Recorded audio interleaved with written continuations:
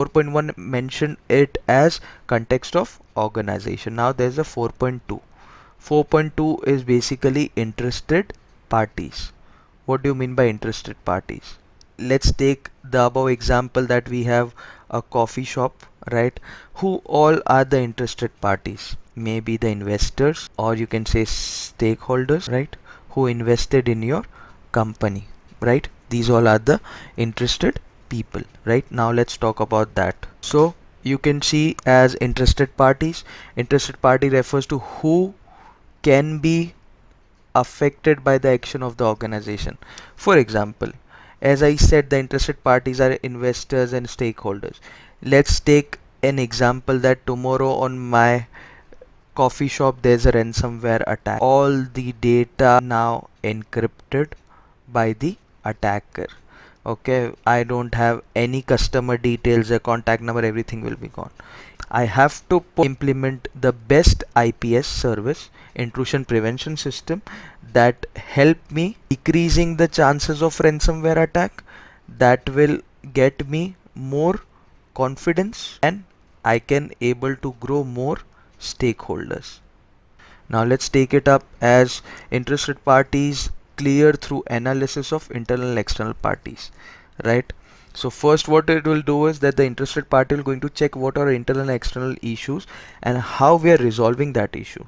First, what the interested parties will do, they're going to check internal and external issues, right? And based on that, they're going to, so based on that, what they're going to do is that they're going to invest in the businesses, right? So you can see this is interested party. The interested parties are parties that relevant to the information security management. We have to give them all the relevant information, correct?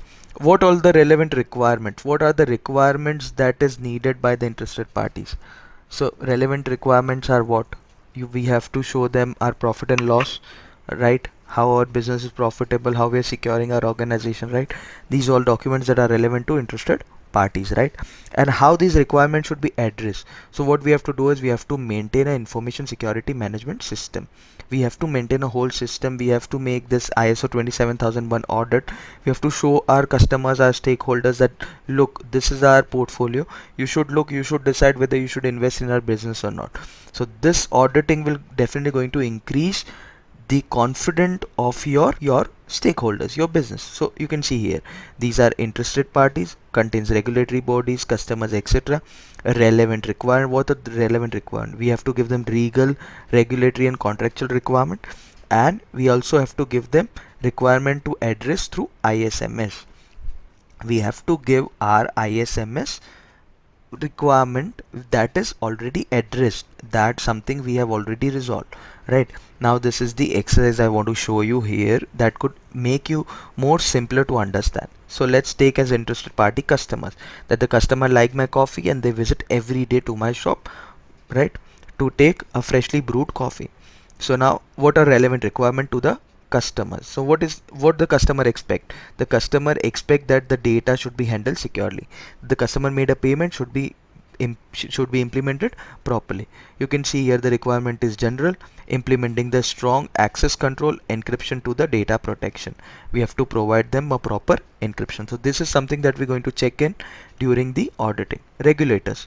What regulators we see, that we are following the laws. Yes, we are following it. So we are maintaining the audit trails to show them that we followed all the rules, and through periodic assessment. So as you are aware that we're going to have stage 1 audit, stage 2 audit, then on the third year again we have to have the surveillance audit 1, 2, and by the end of third year we have to do to renew the whole audit, right?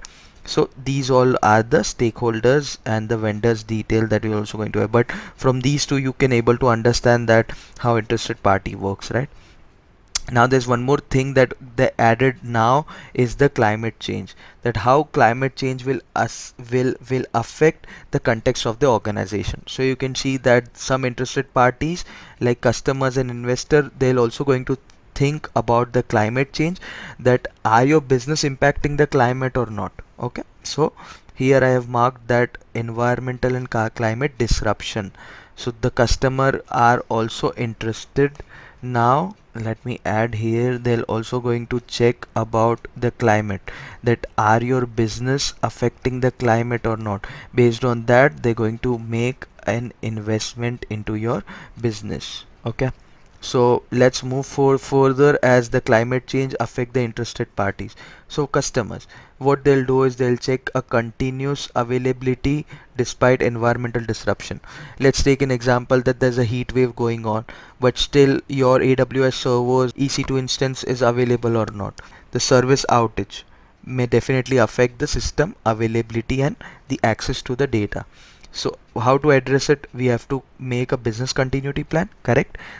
Disaster recovery, if in case of any disaster, or infrastructure redundancy, that either our data should be backed up on premises or it is on the hybrid cloud, right? Regulators, resilience to critical infrastructure. All the critical infrastructures related to the regulators are, have a disaster preparedness.